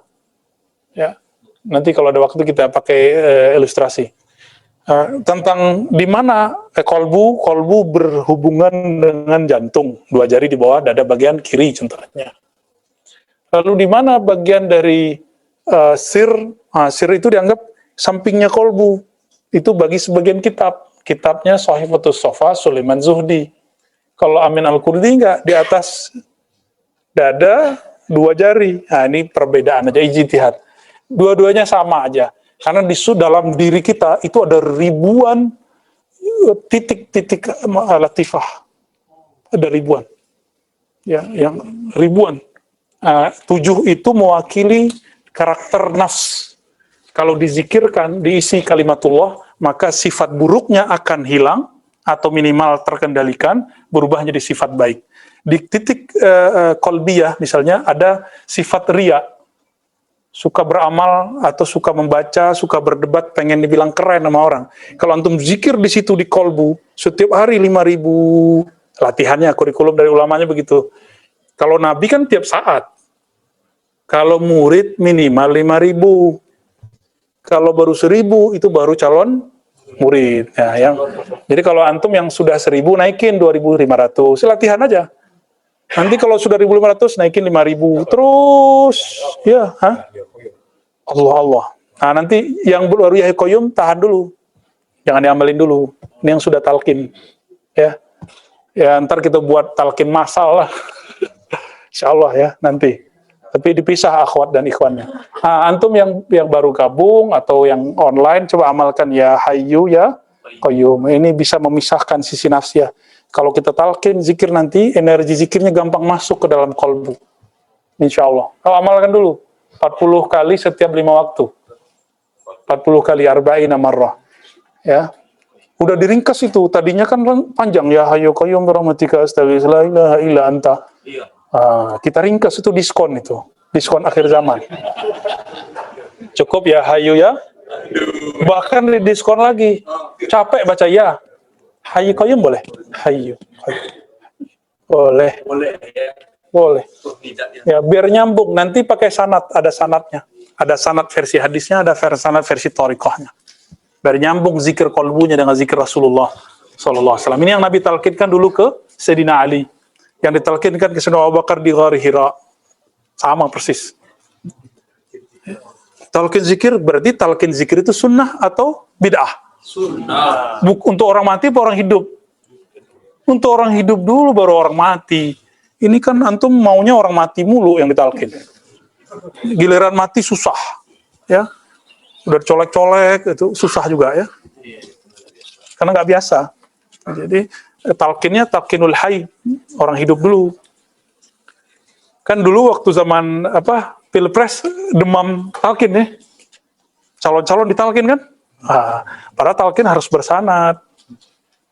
Cuma Ustadz Abdul Somad tuh yang bersanad tuh. Ustadz yang lain saya nggak tahu tuh. Ustadz Abdul Somad ada sanadnya dia, sanad talkin zikir dia punya dia. Yang lain ya makro. Ustadz Somad kan emang maker ya. Kalau beliau berbuat ditiru orang. Ya banyak lah orang mentalkin calon-calon wakil calon gubernur ya. Calon apa? Mentalkin aja. Nggak punya ijazah juga. Ya, jadi kalau kita punya izin dari guru talkin, punya sanad, itu bisa. Dan talkin belum tentu pertanda benar. Bisa jadi tidak. Ya. Insya Allah. Ya. Khalas. Apa sih nah? Tadi sih tentang Ruh Al-Muqaddas atau Ruhul Qudus ya. Ruhul Qudus. Itu tidak akan sampai kepada itu kecuali Al-Ghawth atau Nabi Muhammad SAW. Sallallahu alaihi wasallam. Bentuk syuhudnya itu kan tadi kalau dalam bukan Qoba Qausain au Adna. Kalau di dalam riwayat itu ada sahabat Zaid kalau nggak salah. Bahasanya itu kan ka'anni ra'aituhu. Nah, dibahasakan sama syarihnya adalah itu sebenarnya melihat syuhud yang hakiki. Musyahadah. Hanya saja diibarahkan seperti tirai kecil tipis gitu. Jadi dibahasakan ka'anna. Tapi berarti itu tadi yang saya sekedar menegaskan bahwa itu bukan makom tapi hal. Ya, makom itu cuma untuk Nabi. Makom itu cuma untuk Nabi. Makom la makom. Qaba qausaini au adna. Ya. Kita nggak debat lagi Isra Mi'raj itu ketemu apa enggak. Itu jadul perdebatan begitu ya. Nggak level ya. Udah males kita debat-debat begitu. Udah jelas kok ayatnya. Itu dalil Mi'raj. Kalau subhanalladzi asra Al-Isra ayat 1 itu dalil Isra. Ini dalil Mi'raj. An-Najm 1 sampai belasan itu ya. Berapa belas? 13. Ya. Ya.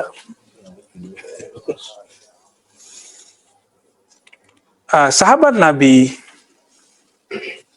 Jadi itu ada Muaz, ada Zaid, ada beberapa sahabat diberi ahwal oleh Allah Ta'ala untuk, jadi kalau sama Nabi, itu Nabi dibimbing Nabi ke sana. Nabi yang bimbing. Karena itu haknya Nabi. Maka seorang sahabat mengatakan apa? Ka'anni ra'aitu arsya Rabbi. Seakan aku melihat arasnya Rabbku. Jadi sahabat Muaz ngomong gini, wahai Rasulullah, sekarang saya benar-benar beriman. Apa kata Nabi? Atau itu si Huzaifah al-Yamani ya. Likulli syai'in haq. Bukti kamu apa?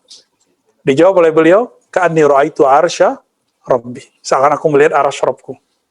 Ya. Itu kira-kira maknanya. Tapi hadisnya tetap dhaif. Hadisnya dhaif juga. Jadi apa sebenarnya yang terjadi pada sahabat ini?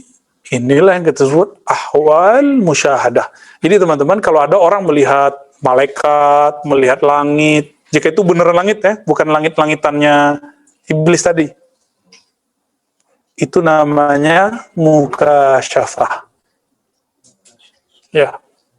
Kalau ngelihat aib orang, itu bukan mukasyafah malakiyah, tapi itu mukasyafah syaitaniyah. Antum nih, ngelihat orang tuh kebayang semua maksiat dia, kejahatan dia. Itu yang ada pada kita apa? Kasyaf setan. Tapi bisa melihat kadang, jadi saya cerita aja deh. Jadi pekan lalu itu ada orang kasyaf ngelihat pas turun kan cuma 10 orang dari atas lantai 2. Tapi dia ngelihat ada ratusan orang turun yang sudah kita ngobrol sampai jam 10. Dan mukanya orop-orop, kata saya, berok-berok, wallahu alam. Nah itu, ini contoh. Berarti dia kasyaf. Kasyafnya malaki misalnya. Mungkin barangkali malaikat, wallahu alam. Sama dengan teman saya, seorang dokter, dia udah lumayan senior, punya guru dulu Raden Jailani di Bekasi. Ada pesantrennya tuh, ya. Torikonya Quran. Ahli ma'rifat. Kalau sholat tarawih itu bukan jam kita, kayak kita jam 8 langsung tarawih. Kalau dia jam 12. Suatu kali, pas malam keberapa, dia noleh ke belakang, itu sejauh mata memandang, dia ngeliat orang putih-putih semuanya hadir. Tapi dia asik-asik dengan ahwal zikirnya. Maka dia menolehnya sebentar, rame ya gitu. Pas udah selesai sholat, 20 rakaat, noleh ke belakang, lo gak ada orangnya. Cuma 2-3 saf. Ditanya yang lain, ada yang bilang iya, ada yang bilang tidak. Jadi, ahwal itu ada yang bisa ngelihat, ada yang tidak. Namanya mukasyafah. Kasyaf. Kalau antum diizinkan anta'budallah ka'annaka tarah, engkau beribadah seakan melihatnya, itu namanya musyahadah dan muraqabah. Ya, inilah ahwal auliyaillah. Inilah ahwal kutub. Jadi kutub mesti sampai ke musyahadah. Kalau di bawahnya wali juga, mukasyafah itu pasti wali. Tapi ya wali-wali di bawahnya. Tapi biasanya yang dikenal sama orang awam itu yang mukasyafah. Karena ember biasanya. Orang mukasyafah biasanya ember-ember. Kalau musyahadah, dia hanya bercerita kepada orang yang menurut dia pantas mendengarnya. Karena itu rahasia antara dia dan Allah. Dan ahlullah. Sesama ahlullah boleh cerita. Gitu. Kira-kira begitu ya. Naktafi wala nuwasil? Gimana Bang Dodo? Udah? Oke. Bebas. Gimana? Abu Bakar? Ridwan? Halas ya? Pasti udah lapar kayaknya nih ya. Baru terasa antum napas dari tadi kan. Barangkali itu teman-teman apa yang Allah izinkan dari anugerah-anugerah keilmuan yang dipancarkan ke dalam kolbu kita, yang diwariskan ulama dalam kitab-kitab yang kita dapatkan. Semoga Allah menjadikan kita bagian dari kekasih-kekasihnya, bagian dari wali-walinya. Amin ya rabbal alamin. Allahumma rfa' darajatina. Allahumma rfa' darajatina. Allahumma ja'alna min ahibbaik.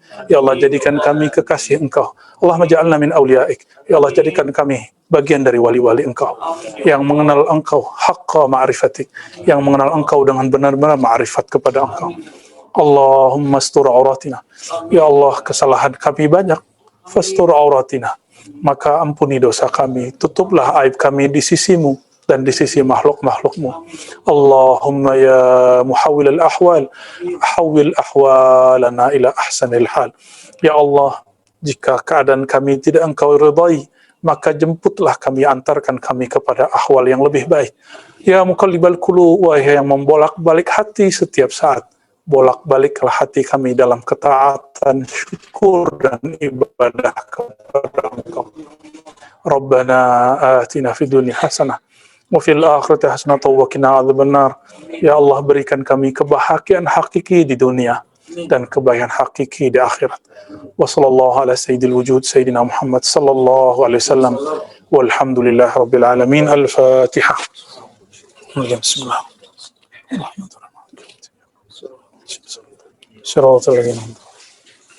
Subhanakallahumma lika asyhadu an la ilaha illa anta astaghfiruka wa atubu ilaik. Assalamualaikum warahmatullahi wabarakatuh.